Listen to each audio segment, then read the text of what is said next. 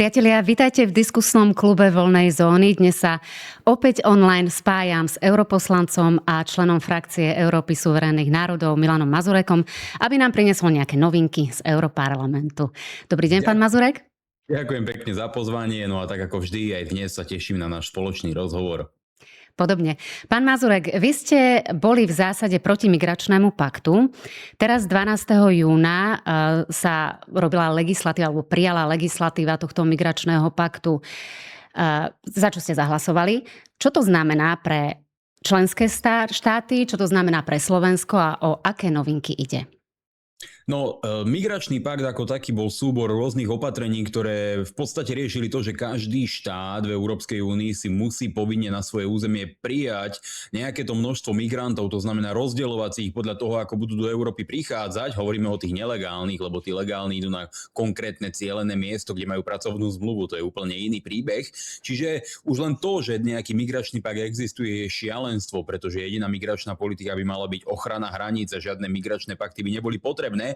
No ale ten bol schválený v minulom volebnom období, akurát začal platiť teraz na začiatku júna, kedy ten mechanizmus má byť aktivovaný, no a v praxi v najbližších mesiacoch budeme sledovať to, ako to bude prebiehať. Jednotlivé členské štáty teda majú možnosť tých migrantov prijímať alebo zaplatiť 20 000 za každého, ktorého odmietnú, no a potom používať nejaké iné metódy tzv. Solidarity preto, aby pomáhali štátom, ktoré sú migráciou dotknuté viac.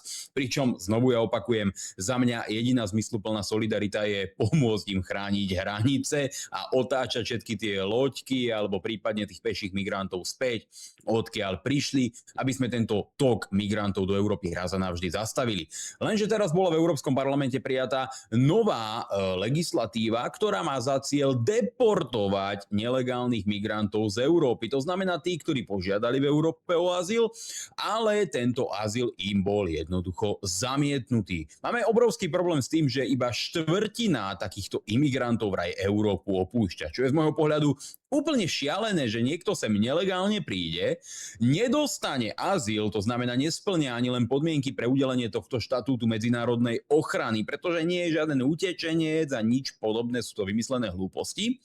A štáty, ktoré im tieto azyly neudelili, ich ani len nepošlú preč zo svojho územia, nechajú ich tam ďalej behať a títo ľudia si vďaka otvoreným hraniciam môžu chodiť po Európe, kde len chcú a robiť čo len chcú a naďalej tu nelegálne pôsobiť. To nemá s pravidlami, demokraciou a právnym štátom nič spoločné. Preto som rád, že sa nám podarilo presadiť túto novú a mimoriadne zásadnú zmenu týchto pravidiel, ktorá bude každému takémuto členskému štátu ukladať povinnosť tohto človeka deportovať a budú na to celoeurópske mechanizmy, ktoré mu s tým dokážu pomôcť. A zároveň sa v nečlenských štátoch Európskej únie mimo našich hraníc vytvárajú tzv.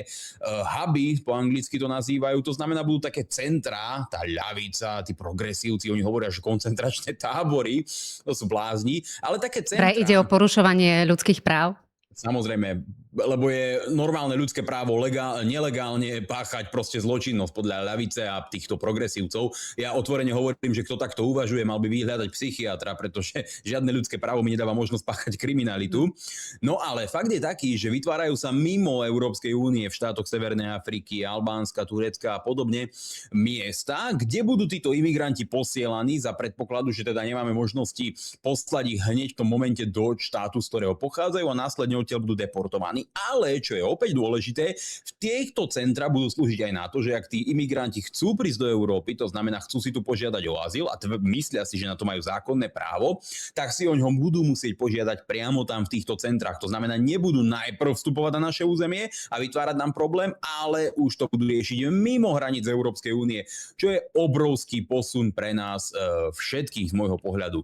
No a samozrejme tu dochádza aj k tomu, že obrovské množstvo europoslancov proti týmto veciam protestovalo, stále nariekali, kričali, že je to nemysliteľné, že je to v rozpore s ľudskými právami, ako ste správne pomenovali, a že sa domáhame alebo páchame zlé veci na týchto imigrantov, ktorých jediným previdením je vraj to, že hľadali v Európe lepší život. Ako je úplne úžasné z pohľadu týchto ľudí, ak teda nahradíme zákony, pravidlá, zdravý rozum, jednoducho všetko, na čom stojí naša spoločnosť nejakými lacnými emóciami a povieme si, no ale tak tu máme chlapca chlapca zo Sudánu, ktorý má 27 rokov a on plače, on chce ísť do Európy. No tak ho pustíme, prečo nie? Čo je to za logika? Odkedy emócie a náreky progresívnych týchto súdruhov majú prednosť pred zákonmi, ktoré majú platiť? Veď na základe takejto logiky, keď títo ľudia proti tomu protestujú, keď my žiadame len o realizáciu zákonného stavu, ak oni protestujú proti tomuto, tak pustíme z väzníc zločincov, pustíme vrahov, pustíme kriminálnikov na slobodu. Keď niekto vykradne obchod, ani ho nedávame do väzenia. Veď on sa môže rozplakať na súde, povedať, že to ľutuje, no a nechajme ho proste bežať. Keď niekto niekoho zabije, nedávajme ho do väzenia podľa tejto logiky, veď on sa môže rozplakať, možno mu to bude ľúto, uvedomí si to, oľutuje to, no a nechajme ho na ulici, možno to dopadne dobre, nie? Je veľmi nebezpečné takýchto ľudí púšťať k moci, je veľmi nebezpečné týmto ľuďom dávať kompetencie, pretože oni v tzv. Dobrej viere a plný lásky nechajú kriminálnikov, vrahov, násilníkov a teroristov behať po uliciach. My sme v tomto striktní, jasní. Tí ľudia tu nemajú čo robiť a musia odísť. Je úžasné, že sa to v Európskom parlamente podarilo presadiť spolu aj s tým zoznamom bezpečných krajín, ktorý bol schválený predtým, čo je mimoriadne zásadné sprísňovanie migračnej politiky do Európy, pretože všetky tie politické strany, ktoré zastupujú najväčšie frakcie, dnes vidia, naozaj veľmi dobre to vidia, že je tu nárast politických zoskupení vlasteneckého charakteru, ktoré majú jasne v programe remigráciu, ochranu hraníc, ochranu identity, kultúry a podobne. No a keďže tieto politické strany, ktoré doteraz boli zvyknuté vládnuť a o moc sa s nikým nedeliť, začínajú strácať voličskú podporu po celej Európe, no vidia, že jednoducho musia robiť niečo, aby si tých voličov získali späť a začínajú tú migračnú politiku sprísňovať. Ja hovorím, že účel svätí prostriedky a radšej mať prísnejšiu migračnú politiku, ako sa vytešovať z toho, že proste opätovne sme mohli narásť o 2 alebo 3% v nejakých prieskumoch, pretože pre mňa je dôležitejšie to, aby ľudia na uliciach boli v bezpečí, aby ženy neboli znásilňované, aby tu deti neboli unášané, aby sa nepáchala drogová kriminalita, lúpeže, aby ľudia mohli bezpečne žiť vo svojich vlastných mestách. Čiže pre mňa to bola kľúčová legislatíva, bolo to kľúčové víťazstvo. Som nesmierne rád, že k tomu došlo a konečne môžeme využiť tie mechanizmy, ktoré Brusel a Európska únia za tie 10 ročia vybudovali aj na niečo pozitívne, nie len stále na negatívne okliešťovanie možností a slobody našich obyvateľov.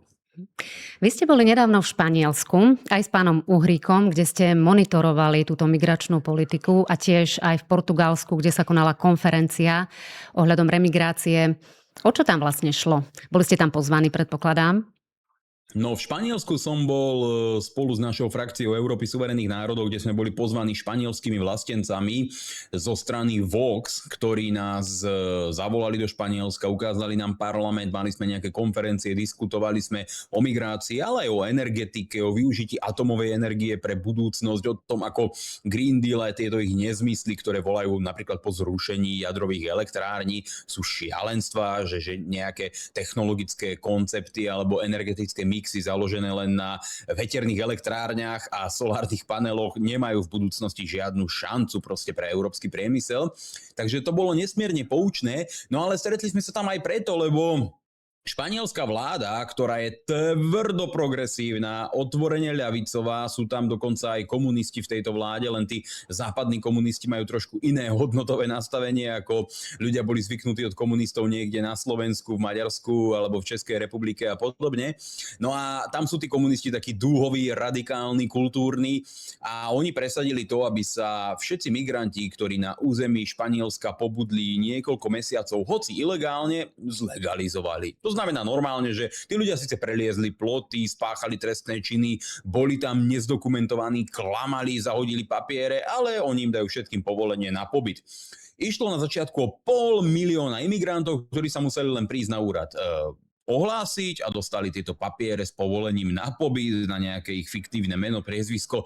Absolútne číre šialenstvo. Ja som na tomto príklade aj spolu s kolegom chcel poukázať na to, aký obrovský dvojaký meter existuje zo strany Európskej komisie, ale aj Európskeho parlamentu. Príklad. Na hlasovaní Európskeho parlamentu bola bolo uznesenie, ktoré odsudzovalo Slovenskú republiku. Odsudzovalo napríklad to, že na Slovensku bolo, alebo dochádza k systematickému prenasledovaniu, šikanovaniu, ublíženiu a potláčaniu práv LGBT menšiny a podobne, čo je blbosť, akože úplný výmysel. Alebo napríklad to, že Slovenská republika si dala do ústavy, čo je normálnym prejavom suverénnej demokratickej vôle zástupcov ľudu v Národnom parlamente, že sme si dali do ústavy teda 2 pohlavia, zákaz adopcie detí, homosexuálov, čo sú veci, ktoré plnohodnotne podporujem a tvrdím, že 2 chlapom do rúk dieťa nepatrí. No a oni sa sťažovali, že je to neprípustné, odsudzujú nás za to, že sme spiatočnícky, žiadajú odobratie hlasovacích práv v Slovenskej republike, žiadajú dokonca odňatie eurofondov a všetko možné. Ale v prípade Španielska, a tu Slovensko reálne neporušilo nič, absolútne nič. Tie 3 riadky, čo tam sú o korupcii a podobne s eurofondami, na to sa môžeme pozrieť a tam súhlasím, že každý, kto sa nejakým spôsobom podielal na korupcii s eurofondami, nech zhnie v base. Ja na tých ľudí absolútne kašlem, nič s nimi nemám a každému spravodlivosť za dozučinenie nech jednoducho patrí. Absolútne. Ak niekto rozkrádal eurofondy, treba ho zavrieť až z čierna. Pre mňa to nie je problém. Podstatné ale je, že Slovenská republika teda bola pokarhaná, odsúdená Európskym parlamentom, je pravidelne diskutovaná na Európskej komisii za nič de facto, za to, že si máme nejaké hodnotové nastavenie v parlamente a to sa im nepáči. Lenže Španielsko porušilo všetky pravidlá, porušilo šengenské pravidlá, pretože na to, aby ste mohli byť súčasťou šengenskej zóny, predsa logicky musíte chrániť vonkajšiu hranicu a zabezpečovať to, aby sa do Európskej únie nedostali problematické osoby, ktoré môžu ohrozovať aj iné štáty. Lebo ak vy ste napríklad, v Poľsku, tak vám logicky záleží, aby zo Slovenska na vašho územie neprichádzali proste nejakí problematickí teroristi. O tom je ten šengenská zóna. A preto každý štát musí tú svoju vonkajšiu hranicu chrániť a na svoje územie nepúšťať problematických ľudí. To je veľmi zjednodušené vysvetlenie tých šengenských pravidiel. Keď Slovenská republika vstupovala do šengenskej zóny, tak sme museli špecificky a špeciálne investovať do našej východnej hranice s Ukrajinou, aby splňala náročné podmienky, aby vôbec mohli uvažovať o tom, že nás do tej šengenskej zóny vezmú, aby sa cez ňu nepašovalo, neprechádzali neznámi ľudia a podobne. Teraz Španielsko legalizuje viac ako 1 000 000 dokopy kriminálnikov, ktorí prišli nelegálne, nič o nich nevieme a nikomu to nevadí. Normálne legalizujú ľudí, ktorí sa môžu pohybovať po celom šengenskom priestore. Keď sa rozhodnú nejakí títo Sudančania, neviem, teoretický príklad Sudančania v Španielsku, ktorí prišli nelegálne ísť robiť bordel do Bratislavy, budú to môcť legálne robiť, lebo Španielsko im na to dalo povolenie. Rovnako tu ide o porušenie dublinských pravidiel spoločnej azylovej politiky, migračnej politiky Európskej únie a vôbec nikto Španielsko neodsúdil. Ani Európska komisia, ani v Európskom parlamente na to nebola väčšina, napriek tomu, že sme návrhy týchto uznesení dávali, zablokovali nás tie veľké frakcie ako vždy. A, čo je úplne nádherné, tak to teda dochádza k tomu, že každý štát, ktorý má nejaké konzervatívne hodnotové nastavenie, je pokarhaný. Dokonca Maďarsko bolo pokarhané Európskym parlamentom, že vraj umožnilo prístup na svoje územie 12 ruským štátnym príslušníkom. 12 Rusom alebo 15 Rusom, ktorí tam mali pracovné povolenie, oni tvrdili, že to sú agenti nejakej ruskej tajnej služby. Nielenže na to nebol jediný dôkaz, ale ako 15 Rusov alebo 12 Rusov. A tu Španielsko povolí 1 000 000 problematických kriminálnikov, o ktorých vieme, že sú problematickí kriminálnici, lebo keby neboli, tak do toho Španielska predsa nejdu nelegálne, nie? Dodržali by všetky aktuálne platné pravidlá. Čiže oni porušili zákon, vedeli, že idú nelegálne a nikomu to nevadí. A rozdiel je len v tom, že Španielsko má poslušnú progresívnu vládu, ktorá podporuje všetky dúhové, tieto migračné, green dealové, feministické, akékoľvek bláboli a nezmysly. No a Slovensko si dovolilo zmeniť ústavu. Takisto bolo Maďarsko na pretrase a po ďalších voľbách verím tomu, že bude na pretrase aj Poľsko, ak sa tam opäť k moci dostanú vlastenecké a konzervatívne sily. Pretože toto je jednoducho politika Bruselu. Oni si tie pravidlá krivia podľa potreby, vyberajú si, koho budú šikanovať. O žiaden právny štát, spravodlivosť a transparentnosť tu nikdy nešlo a vo vedení takýchto ľudí nepôjde. Lebo keby išlo, tak dnes už je dávno Lejenová odvolaná a sedí na lavici obžalovaných za to, čo spravila pri nákupe tých vakcín. Vy veľmi často vo svojich príspevkoch na sociálnych sieťach poukazujete na túto migračnú politiku, zvlášť keď dochádza k vraždám alebo znásilneniam prostredníctvom týchto imigrantov. V nedávnom rozhovore, ktorý ste mali aj s pánom Uhríkom, sa pani Jar vyjadrila, že sú imigranti zlí, lebo my sme na nich zlí. Ako sa pozeráte vy na tento výrok, alebo bola to proste len taký slabý argument, pretože pani Jar vás tam teda dosť očastovala rôznymi nie veľmi príjemnými nadávkami. Napríklad vám povedala, že sa chováte detsky a že ste dieťa, alebo mentálny atlet. Pritom, keď som sa ja pozerala na ten rozhovor, tak jedine ona mi pripadala ako dieťa v tom celom rozhovore medzi vami štyrmi. No keď sa bavíme o tom, kto je dieťa, tak ja mám 2 deti. Neviem o tom, že by pani Jar mala čo je len jedno, ale v poriadku. Ja tieto jej urážky neberiem nejakým spôsobom vážne. Pozerám sa na to, že popletená ženská, musím to takto povedať, proste blúzni a trepe a prvýkrát musela čeliť nejakej oponentúre, pretože ona je zvyknutá si v týchto svojich progresívnych kluboch tárať svoje hlúposti. Lenže ten fakt, že táto kolegyňa europoslankyňa, viem, ako to znie, ale proste... Pre ňu nie ste kolega. Je europoslankyňa. Nie je kolega v tom zmysle, ako keď má niekto nejakého kamaráta v práci, ktorého má rád. Toto je trochu iný typ vzťahu. No a ona teda sa vyjadrila v rozhovore, že, tuším, to bolo na Jojke, povedala teda, že ona sa nediví im častokrát, že sa chovajú tak, ako sa chovajú, keď my sa k ním teda správame zle, alebo že keď sa my chováme takto. A ja normálne, ja naozaj žasnem. To je tak neuveriteľne logicky nesprávne, to je tak po všetkých stránkach pomýlené myslenie, že ja na ňo ani neviem s nejakým pokojom reagovať, ako snažím sa, ale myšlienka, že niekto príde do iného štátu, príde do Európy. Tá Európa mu poskytne možnosť žiť na úplne inej úrovni, ako žil doma. Dá mu práva, systém, môže využívať moderné cesty, moderné nemocnice, má k dispozícii proste tečúcu vodu, elektrínu, funkčnú infraštruktúru, justičný právny systém, má jednoducho veci, ktoré v jeho krajine očividne nefungujú. Má tu slobodu, o ktorej sa mu môže v nejakom arabskom svete maximálne tak snívať. O Afrike ani nehovorím. Môže hovoriť neporovnateľne viac. Jednoducho tento človek získava výhody mať prácu, mať veci, ako je pravidelná dovolenka, pracovnú zmluvu. Ten človek dostáva možnosť proste žiť vo vyspelej civilizácii. Hoci tá naša civilizácia strašne rýchlo upadá, aj práve kvôli takýmto rozhodnutiam. No a ten človek, namiesto toho, aby si to vážil, prispôsobil sa, rešpektoval tieto pravidlá, poďakoval svojim hostiteľom a s úctou, s vďakou proste pracoval, aby túto spoločnosť rozvíjal, tak on sa začne správať zle. On začne kradnúť, robiť neporiadok, odrezávať ľuďom hlavy na ulici, ako v tom Írsku. A následne sa nájde niekto, kto povie, že je to naša chyba. Naša chyba, že sme k nemu neboli dosť dobrí. Jediná naša chyba je, že sme ho sem pustili. To je môj názor. A ďalšia naša chyba je, že ich tu stále nechávame a že sme ich ešte nevykopli preč. A tým čiastočne zareagujeme aj na druhú časť tej predchádzajúcej otázky, z ktorej som sa trošku stratil, keď som odpovedal. A to bolo zase Portugalsko, kde som taktiež ako v Španielsku tiež bol prvýkrát a v Portugalsku som sa zúčastnil na remigračnom samite. Ako poslanec Európskeho parlamentu, ako zástupca zo Slovenskej republiky. Inak, pardon, to bolo ešte predtým, ako sa prijala tá legislatíva. Áno. A na tomto remigračnom samite sa zišlo viac ako 650 rôznych aktivistov, politikov, mediálnych osobností, dnes moderne im hovoríme influencerov a podobne. To sú ľudia rôzne, ktorí majú svoje kanály na rôznych sociálnych sieťach, píšu, aktivizujú sa, novinári, proste obrovské množstvo. To bolo niečo neuveriteľné, keď dáte dokopy takýto obrovský tím ľudí z celého sveta. Tam boli Európania, Američania, rozprával som s Kanaďanmi, pre kanadské noviny som dával rozhovor, pre 2 americké portály som dával rozhovor, pre austrálsky, novozélandský, boli tam ľudia z Juhoafrickej republiky, z celého sveta.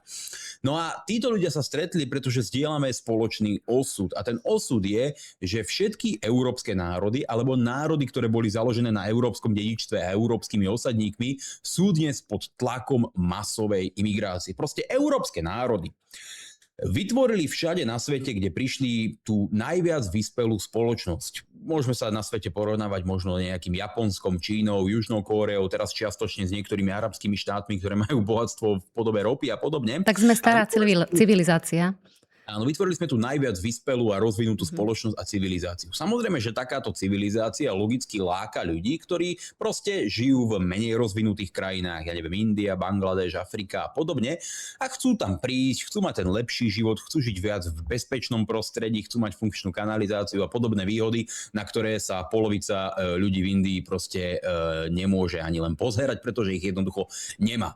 No a všetky tieto národy a štáty na celom svete založené na európskom dedičstve sú dnes pod obrovským tlakom tejto masívnej imigrácie, ktorá ich navždy mení. Tie dôsledky vidíme práve v tej západnej Európe a to je tiež čiastočne odpoveď na tú otázku, ktorú ste mi dávali, že aktívne reagujeme na to, čo sa deje, vraždy, násilie, útoky, znásilnenia.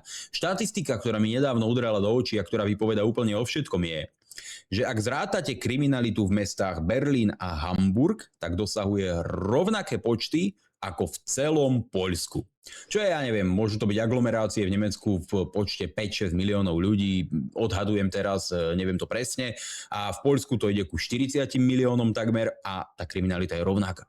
Ako je vôbec niečo také možné? Ako je možné, že dve nemecké mestá majú rovnakú kriminalitu ako celé Poľsko? V čom je tak zásadný rozdiel medzi Poľskom a Nemeckom? Ja to hovorím na rovinu. Nemecko otvorilo brány celému svetu, Poľsko sa ostalo z veľkej miery, nie je to úplne ideálne, z veľkej miery normálnou, tradičnou baštou európskych hodnôt a nepríjmalo týchto imigrantov.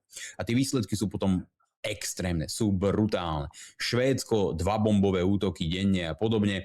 To sú neuveriteľné veci, ktoré keď si zrátame po celej Európe, tak je najvyšší čas to zastaviť. A táto výmena obyvateľstva, či už nelegálna, ale aj legálna v podobe dovozu lacnej pracovnej síly, ako to vidíme aj na Slovensku. Indovia, Uzbekovia nahrádzajú Slovákov v zamestnaní a vláda ich proste masovo vozí. Za mňa absolútna likvidácia národa, považujem to za zradu každého národa, kde politici niečo také dopustia.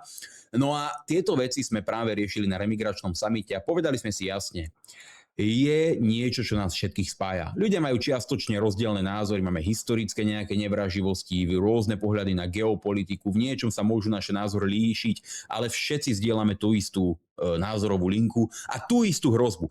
Každý náš národ čelí masívnej migrácii, ktorá ho ničí. Preto sa poďme zjednotiť pod myšlienku remigrácie a všetci z každej našej pozície urobme, čo sa dá.